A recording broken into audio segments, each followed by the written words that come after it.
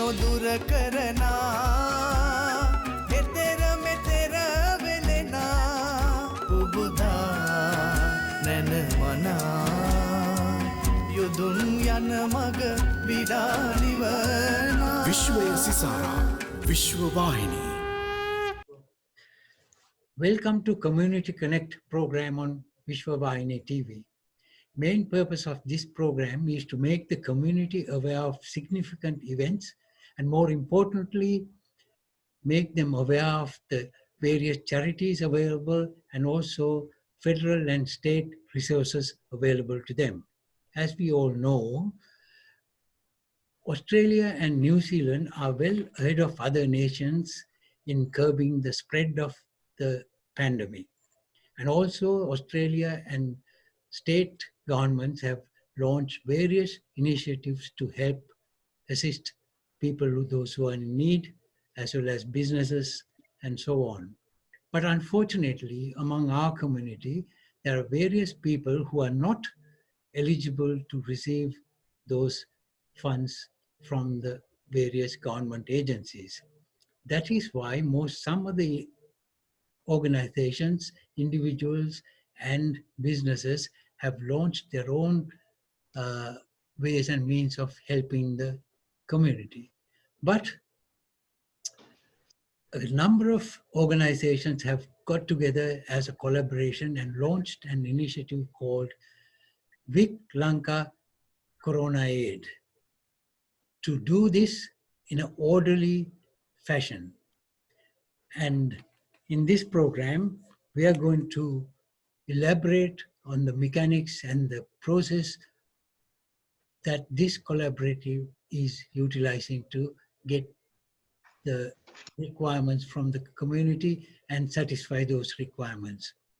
And to elaborate on that, we have got three key people from this collaboration, and they are Mangala Banayaka and Renuka Senanayaka.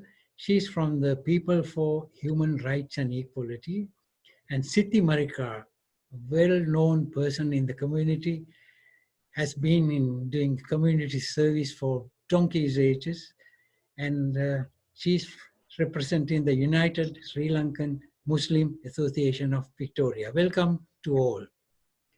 Thank you, Thank Bandu. you, Mr. Pan.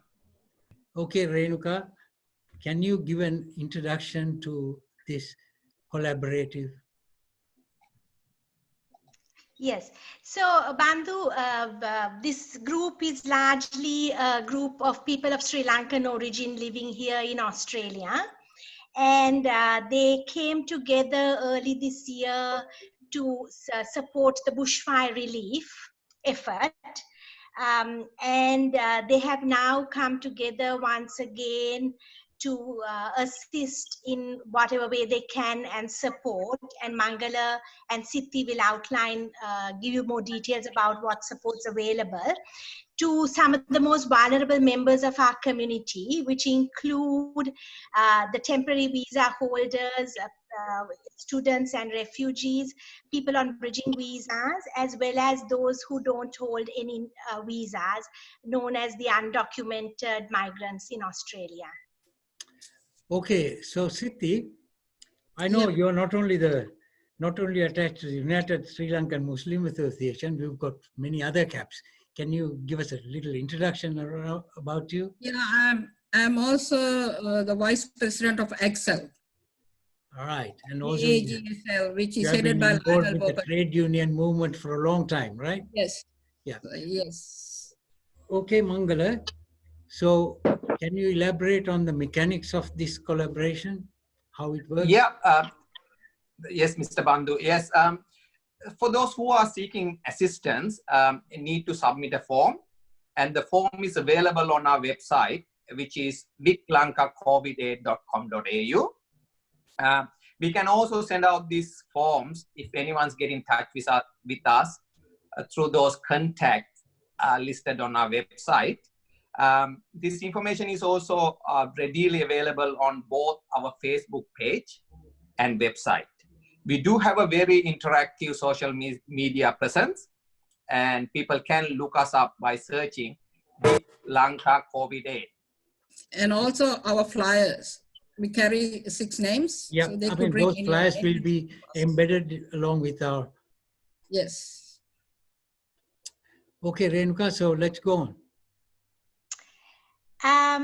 Yes, so our assistance really is going to probably complement assistance that is already available here in Australia to the many groups. But also, we also would like to recognize that there are lots of other Sri Lankan organizations and individuals providing support already. So we are just, just another group adding to this already available assistance. Yeah. And Mangala, I think, in this collaboration, we have got few subcommittees. I have had a discussion with the legal subcommittee before, and also another subcommittee, the distribution and material distribution subcommittee as well.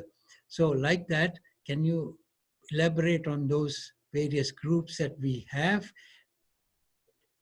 And also, when people send an application, who will do this assessment? Yeah, Bandhu, I think I'll answer that Right, question okay. because I'm more involved in it. The subcommittees we have is fundraising, which is headed by you, assessment team, publicity and exposure, legal and advocacy, employment, and mental health. So when an applicant applies to our website requesting help, Ramani, who leads the 4-member assessment team, then which I'm a member of the assessment team as well. She then contacts one of us, one of the 4, and hands over the applicant to one of us. What we then do is we ring the applicant, have a conversation, and discuss with them. Sometimes they write only one thing when they may be having about 3 or 4 issues. So that's why the discussion is very important. So we discuss and have a conversation with them, and then find out all type of help they need. But before I go further, I need to tell you that to maintain the applicant's privacy, no names are given to the wider team. That's maintained by Ramani. But there are exceptions, like if it's a legal issue, we need to get the applicant's permission before we hand over the application to the legal team. So once we do an assessment, like for example, yesterday I did a girl who was desperately in need of a part-time job and finance. So once I do the assessment, I recommend to our team, to Ramani and the team, no names, only the number that was given to me, recommending to requesting them to recommend her to our employment team, and as well as we can make a small financial contribution to her, which is called emergency relief. We don't have a lot of funds. We are self-funded, but however, Mangala will speak how we can grow our funds to help these people who are really in need and emergency. So we do financial emergency relief only at the moment because we don't have much cash. Our cash is by our members, but Mangala will speak a lot more on how we could get more money and then hopefully help more people. Okay, And Mangala, we do more advocacy. We do more, I forgot to tell you, what we do is more advocacy work than financial. So when we get the applicant, we go through and then we put to our other teams, subcommittees to help them through. So if it's a uni fees, we'll put the education subcommittee to go into the universities and on behalf of our Sri Lankan boys and girls to come to an agreement to reduce their fees, to delay to get a rebate, to delay paying their fees. So it's more advocacy that we do, but we have a little bit of finance and we do a little bit of emergency relief. Hopefully we can expand that as well. Okay, Mangala. So your fundraising team. For further elaborating on that, and for those who are interested in supporting this collaborative effort, they can do it in many ways, mainly providing financial support as a form of donation. Our bank account details are on our website. We have also set up a GoFundMe initiative that can be accessed through our Facebook page. All the donations will be managed through Sri Lanka Society of Australia, a fully registered community organization. The fund will be subject, all these funds will be subject to rigorous compliance and financial audit. We also offer the option of advertising on our website. If anyone is interested, they can also get in touch with us. We also call out, if people also can join this collaborative effort, especially those professionals, and we call out for those professionals who are working in legal and mental health field. If they are in a position to provide pro bono assistance, they can also get in touch with us because there's a great need for their services. And also, Bandhu, could I please add, every dollar counts. So if one person contributes $2, and if it's 1,000 people, it's $2,000. So please remember, every dollar counts. Okay, Ramani, do you want to add anything to that? Renuka Bandhu. Yes. So, yes. So, I'd just like to add to what Siddhi said about privacy. If there's anyone, I know we are a small community and some people may be concerned about sharing or providing their information to an unknown group. They are most welcome to write to us and ask the names of the assessing committee if they need to, and then they can, if they feel comfortable, then they can share that information, knowing that the information will only be looked at by the assessing committee and only with their consent will it be looked at by others. Okay, Mangala. So yes, actually, apart from those groups, there is another group. They are going to conduct an interview in Tamil. So before that, we've got a few more minutes, so you can. Yeah, we offer guidance and assistance in the form of in the following fields. If you look at it, legal, advocacy, mental health, employment, material and financials. If you want me to further elaborate on those ones, and legal in a way of arranging pro bono advice and support for support from legal professional and issues such as tenancy contract and visas related issues, and advocacy wise, like advocating for issues communities are experiencing with appropriate organizations, including government. And mental health, directing those in needs of mental health support to professionals for receiving pro bono, for giving pro bono assistance. Right. Employment wise, directing those looking for employment to organizations that may assist in finding temporary opportunities. Right. And so, enough? That's okay. I mean, we have, when we had a discussion, but that was in Sinhalese with the legal committee, they elaborated on all those issues. So it's good that you have come up with those things again. And Ramani, you like to add something to that? Renuka. Oh, I'm so sorry because I've been speaking to Ramani just a few minutes ago. Yes, I think, Bandhu, what I'd like to say in terms of advocacy, I'm also on the legal committee, and an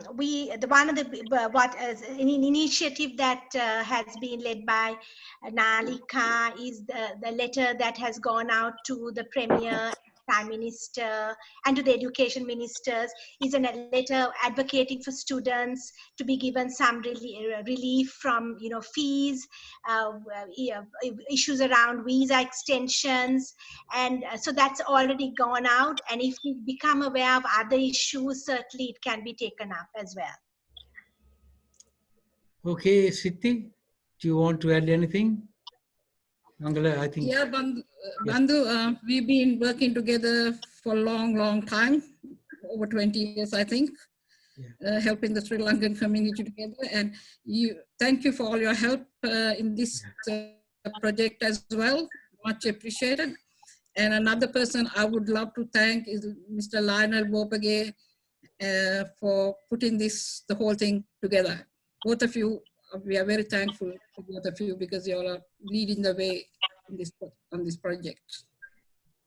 I also want to make a humble request to all the Melburnians to promote our website as well as a Facebook page so we can get this good news out to those in need. And I also want to give a big thank to Vishvavahini and you, Mr. Bandhu Disanayake, for giving us this on-air time. Thank you. Okay, thank you all. Thank you. Vishvavahini.